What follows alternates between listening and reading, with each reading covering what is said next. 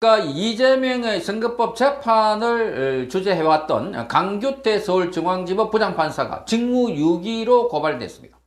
자, 한 시민단체, 오늘 자유대한호국단은 이 강규태 판사에 대해서 재판을 고의적으로 지연시켰다. 그래서 공판 특혜를 줬다라고 하면서 자, 이게 지금 직무유기 혐의로 서울중앙지검에 고발했습니다.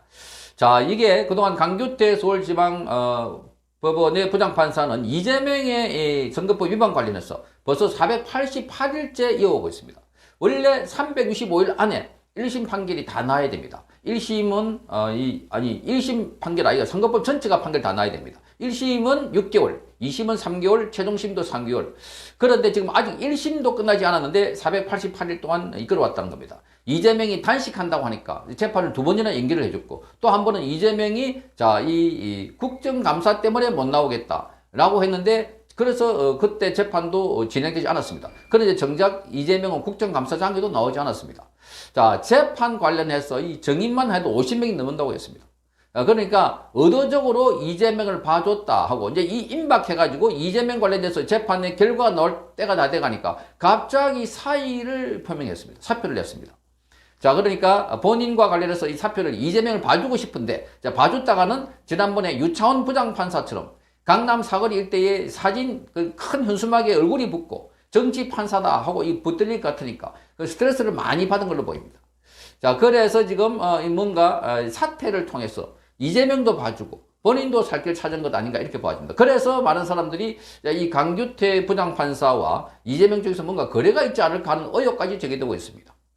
자, 그런데 오늘 강규태 판사가 자신의 입장 관련해서 이 사람이 지금 서울대학 서강대학교 법대를 나왔는데 거기에 법대 동문들이 모여있는 다채 대화방에 한 40명이 모여있습니다. 그때 글을 쓰기를 내가 무슨 사또도 아니고 자, 원님 재판을 마음대로 못한다는 겁니다. 제가 니를 알렸다 이런 식으로. 정의만 해도 50명인데 자, 그런데 나보고 자꾸 이 재판 지연했다고 그러는데 그게 아니다라고 이야기하고 있습니다. 그런데 사퇴를 할 것 같으면 벌써 해야지. 초기에 벌써 이 정인 50명을 부를 때부터 이건 아니다 하고 제지를 하든지 정인을 부르는 거 제지하는 것도 재판장의 권한입니다. 자, 그리고 본인이 재판 못하겠다면 벌써 그때부터 난 못하겠다고 나와야지. 그런데 시근 재판 연기시켜 놔놓고 이제 임박하니까 다시 나왔다는 것 자체는 그 다음 판사가 들어가서 앞에 내용을 다 검토하고 정인과 관련해서 부족한 부분이 있으면 다시 신문하고 이렇게 되면 시간이 무한정 늘어난다는 겁니다. 결국 이재명에게 선거법 위반 관련해서 면죄부를 주기 위한 것이다. 자, 본인이 전남 해남이니까 고향만 보고 나를 비판한다 이렇게 말하고 있습니다. 고향만 보고. 고향에서 떠난 지가 30년 됐다 이렇게 주장하고 있습니다. 그러면서 문재인 정부 때 종부세도 많이 냈다 이렇게 말하고 있어요. 종부세. 부자의 모양입니다. 자, 어쨌든 이 건과 관련해서 지금 자유대한호국당은 지금 이게 지금 재판에 대한 지연 우려를 표명했고 재판 과정에서 나온 정인으로 나온 핵심 정인들이 이재명에게 불리한 증언을 하고 곧 선거를 앞둔 이 시점에 자, 부장판사가 돌연 사직서를 제출한 게 이게 이상하다는 겁니다. 자, 이 자유대한호국당은 공직선거법을 보면은 검찰의 기소 후 1심 재판부는 선고는 공소가 제기된 날로부터 6개월 이내 선고해야 한다는 이 강행 규정을 두고 있다는 걸 강조했습니다. 할 수 있다가 아니라 재량 규정이 아닌 제목조차도 강행 규정으로 돼 있다. 해야만 한다는 겁니다. 법문도 하여야 한다는 형식이다. 그럼에도 불구하고 강규태 판사가 검찰의 기소 후에 4차례 공판 준비를 거쳐서 6개월 만에 첫 정식 재판을 개최한 것은 도저히 납득이 안 된다. 그러니까 이거 봐주기 위한 것이다. 그러니까 이 꼼수를 쓰고 있는 이런 판사들이 자, 막판에는 이재명을 또 봐주려고 자, 본인이 사표를 냈다 하는 비판입니다. 자, 사법영감에 실린 공직선거법 1심 재판의 선고의 평균 처리 기간이 바로 3, 4개월 이내고 평균 100일의 1심 선고가 이루어진다고 합니다. 100일에. 자, 일반인들은 감히 엄두도 되지 못하는 공판 특혜를 대한민국의 사법부가 이재명에게 주고 있다는 겁니다. 사법부는 이에 대해서 국민적 수치스러움을 전혀 모르고 있다. 검찰이 아무리 열심을 내서 수사를 해서 기소를 해도 사법부가 이렇게 편향적인 재판을 한다면 법 질서를 무너뜨리는 것이다. 자, 그래서 지연된 정의는 정의가 아니다 하는 말처럼 법치 국가에서 사법부는 사회 정의를 지키는 마지막 보루가 되어야 된다. 따라서 최근 몇 년에 걸쳐가지고 국민의 신뢰를 끝없이 추락하고 있는 이 사태는 그야말로 사법부에 의한 사회 정의를 지금 막고 있는 사태라고 보고 있습니다. 자, 판사가 법의 기한을 무시하고 신속한 재판 진행 의지를 가지지 않고 재판을 미룬다면 사법부의 존립 기반이 상실된다고 밝히고 있습니다. 판사는 판결의 권위를 목숨처럼 여겨야 하고 재판 지연 행위는 정의로운 재판을 위해서 법전과 판례를 수없이 살펴서 밤잠을 설치고 있는 대다수 판사를 욕보이는 행위다 이렇게 말하고 있습니다. 지금도 묵묵하게 판사들은 일부 이런 정치 판사들을 빼놓고 대다수 판사들은 그야말로 이 판결문 하나하나에 기울어진 게 없는지 억울하게 손해를 보는 사람이 없는지 이게 고민하고 있는데 이런 사람들이 나서가지고 유차원 판사 같은 사람들 또 이런 강규태 판사 자 그러니까 이 특정인에게 유리하도록 재판 결과를 싹 뒤집고 또 그렇게 하기도 하도록 자기까지 이제 몸을 던져가지고 사퇴하겠다. 사퇴하려면 벌써 하든지. 그런데 지연 다 시켜놔놓고 이제 판결문이 나올 때쯤 되니까 또 사퇴해가지고 다음 판사가 와서 또 시간을 끌도록 그렇게 만들어줬다는 점에서 분노를 자아내고 있습니다. 자, 자유대우호국단은 여기에 대해서 아주 오늘 추상 같은 이 고발장을 만들어서 서울지검에 제출했습니다. 거기다가 지금 자 천준호 민주당 비서실장 이재명 비서실장 요청으로 자 구급차를 이송시킨 서울대 병원 관계자도 업무방해와 청탁금지법으로 위반한다고 이 고발했습니다.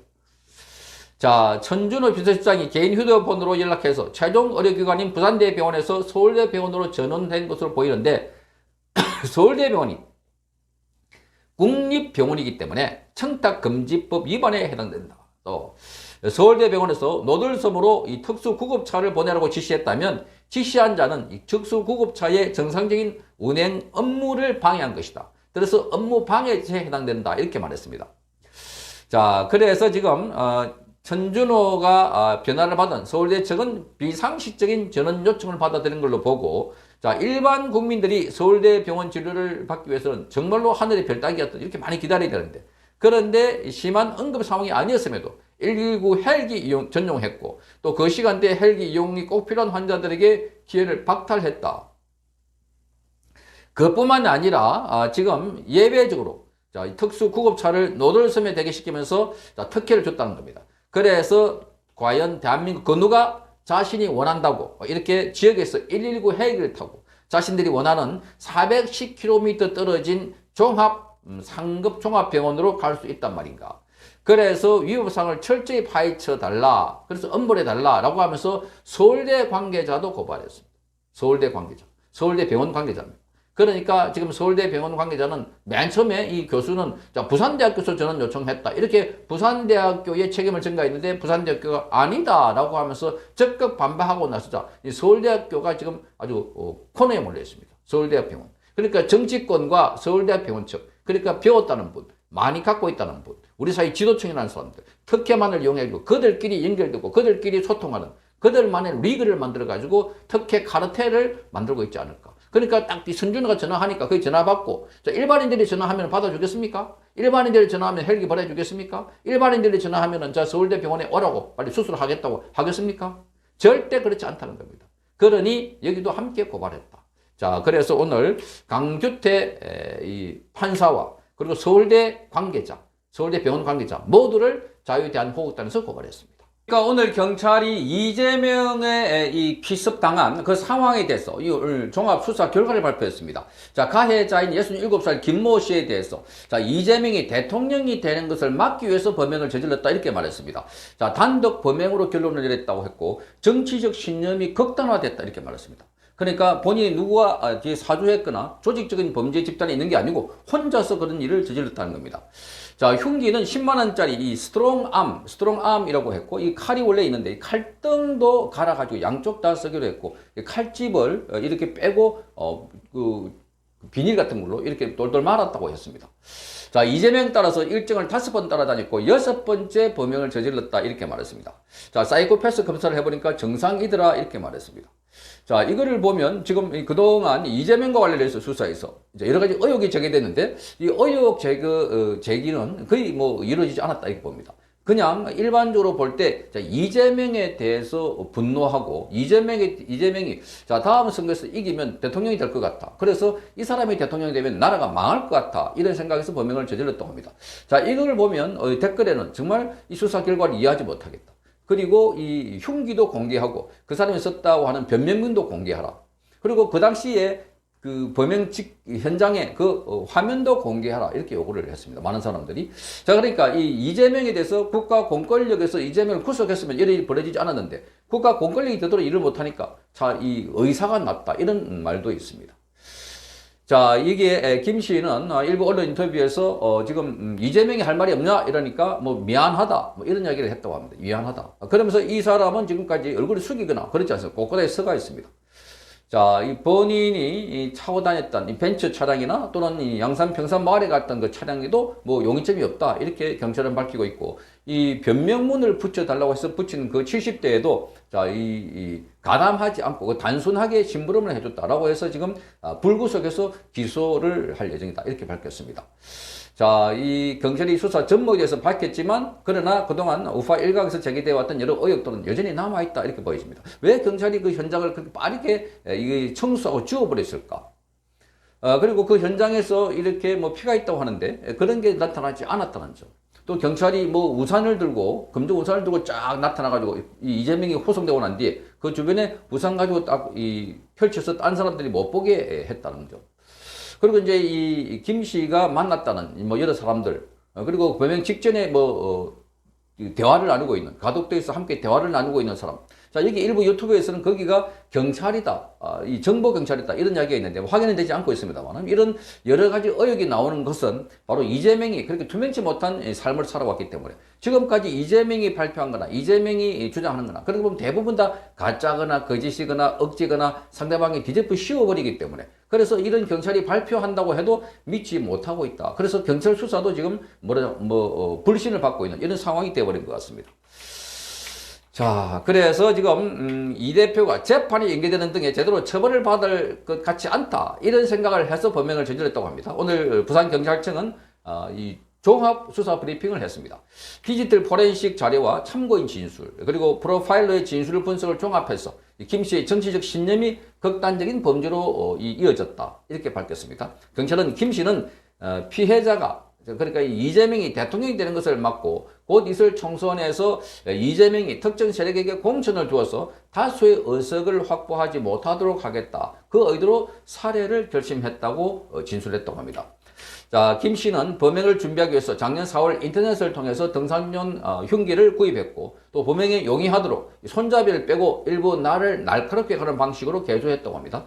자, 이 이재명에 쉽게 접근하기 위해서 플래카드와 머리띠를 제작했다 이렇게 밝혔습니다.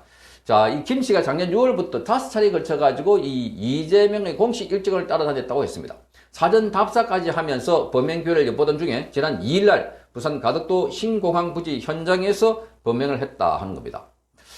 자, 경찰은 김 씨로부터 범행을 사전에 들어 알고 있었고 그래서 이후 메모를 가족과 언론 매체 등에 전달할 것을 약속했던 조력자 70대 일부 행동에 옮기기도 했습니다. 이 남성 한 명을 방조범으로 검거했습니다. 자, 다만 범행을 함께 공모한 공동정범이나 교사한 배후 세력은 현재까지는 없는 것으로 확인이 됐다. 이렇게 밝혔습니다. 자, 70대 남성에 대해서는 살인 미수 방조범으로 불구속으로 송치했습니다. 자, 이 70대는 이 피의자 김 씨로부터 남기는 말, 즉 변명문을 우편 발송해 주기로 약속한 혐의를 받는 것입니다. 이 방조범은 김 씨가 지정한 충남 아산시 배방읍에 있는 우초통에 우편물을 넣었습니다. 경찰은 이 방조범이 발송한 우편물은 가족에게 보낸 두부이고 모두 범행 증거물로 확보하고 영장에 의해서 압수했다 이렇게 밝혔습니다.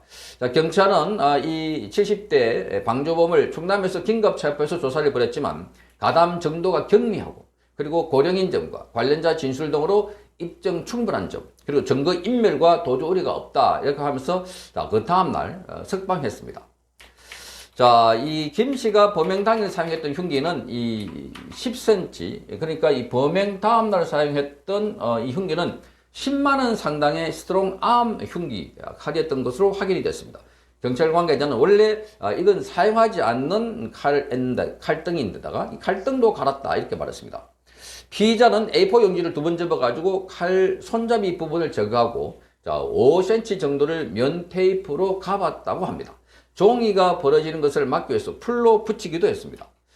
변명문과 관련해서는 총 7,446자로 되어 있습니다. 쉽지 않은 문장 전개로 이해하기가 매우 어렵다 이렇게 밝혔습니다. 전체적인 내용은 범행 동기 이유와 일맥상통한다 이렇게 밝혔습니다. 자, 요약하면 사법부 내 종북 세력으로 인해서 피해자, 즉 이재명에 대한 재판이 지연되어서 이재명을 단죄하지 못하고 곧 있을 총선에서 공천권을 행사하게 되면 작경화된 세력들에게 국회가 넘어가고 나아가서 이재명이 대통령이 돼서 나라가 좌파 세력들에 의해서 넘어가게 되니까 이를 저지하기 위해서 그래서 범행을 저질렀다 이렇게 밝혔습니다. 그러면서 자신의 의지를 알려서 자유인들의 구국 열망과 행동에 마중물이 되고자 실행한다 하는 취지라고 합니다. 자, 그러면서도 여기 이 A4 용지 여기 관련해서 변명문에 대해서는 공개를 하지 않았습니다. 자, 이 변명문을 미리 준비한 우편통에 넣어서 7통을 준비하고 성공하면 다 보내고 실패하면 2곳에만 보내달라고 부탁했다는 겁니다. 자, 구체적인 행적과 관련해서는 경찰은 이렇게 밝혔습니다. 이 김 씨는 천안 아산역 KTX 지하주차장에 자신의 차량을 주차를 했고 기차로 이동했다고 합니다. 또 추적을 피하기 위해서 휴대폰과 지갑을 차량 안에 두고 사무용 휴대폰만 들고 이동했다고 밝혔습니다. 자, 1일에는 김 씨가 봉하마을에서 이재명 지지자 일행을 만나가지고 평산마을로 간다 하는 말을 듣고 평산마을로 함께 이동했다고 합니다. 평산마을에서는 마을 버스를 이용해서 양산 통도사 터미널까지 이용을 했고 2분 후에 울산행 시외버스를 타고 오후 5시 50분에 울산역에서 KTX를 타고 오후 6시 11분에 부산역에 내렸습니다. 가덕도 주민센터까지 김 씨는 택시를 타고 이동했고 저녁 7시 42분에 내렸다고 합니다. 가덕도 인근의 숲에서 주민을 만났다고 합니다. 그래서 이 부근에 숙소가 있나 물어보니까 주민은 없다 이렇게 말하면서 내가 태워주겠다고 한 것으로 알려지고 있습니다. 내가 태워주겠다. 그 사람이 가덕도의 주민이고 벤츠 운전기사다 한 겁니다. 자, 여기도 벤츠 운전기사 조사해보니까 별거 없다고 했고, 그리고 양산, 평산마을에도 왜 갔는지, 거기서 뭘 했는지에 대해서 지금 경찰은 특히 밝히지 않고 있습니다. 그냥 따라갔는지. 자, 이재명의 상처 관련해서는 귀 밑에서 쇄골로 이어지는 부분에 1.4cm의 자상, 자, 이 찔린 상처가 있다 이렇게 말했습니다. 자, 이재명의 목에 찔린 깊이는 2cm이고 깊이가 2cm입니다. 자, 폭은 1.4cm로 확인됐습니다. 경찰은 이재명의 내경 정맥의 9mm, 혈관은 약 60%의 손상이 확인됐다 이렇게 밝혔습니다. 그러니까 지금까지 알려진 거 외에는 특별하게 없는 겁니다. 알려진 거. 그러니까 뭐 이 내경 정맥이 9mm, 60% 손상됐다는 것도 서울대학교 교수가 밝히기도 했고, 자, 깊이, 그리고 폭, 이것도 알려졌고, 흉기도 알려졌고, 그런데 이거는 공개를 하지 않고 있는 그런 상황입니다. 자, 어쨌든 이 전반적으로, 이게 경찰이 수사 결과를 밝혔지만, 아까 말씀드린 것처럼 이재명의 살아온 방식이 그래서 그런지, 국민들은 아직도 못 믿겠다. 자, 경찰도 못 믿겠다. 그래서 특검을 해라. 이게 특검이다. 이 사건이 특검을 해야 될 사건 아닌가. 이렇게 요구하고 있습니다. 자, 이재명은 오늘 퇴원을 했고, 자, 부산대학교 병원과 서울대병원에 고맙다. 또, 그리고, 자, 상대를 죽여야 끝나는 이런, 말하자면 적대 정치. 이걸 끝내자. 국민 여러분들이 저를 살려줬다. 이렇게 말했는데, 오히려 이재명에 대해서 동정심보다는 비판 여론이 거세게 일고, 그리고 이 사건에 대해서도 사실상, 이 많은 의혹들이, 이재명에 관련해서는 뭔가 말을 해도 못 믿겠다는 겁니다. 그게 이재명의 실체가 아닌가. 자, 그래서 이재명의 대상 안 된다 하는 이야기가 계속 튀어나오고 있는 이야기들입니다. 자, 사건이 일어나고 수사 결과를 밝혔지만 의혹은 의혹에 꼬리를 물고 있고 이 SNS에서 계속 그런 상황들이 퍼지고 있습니다.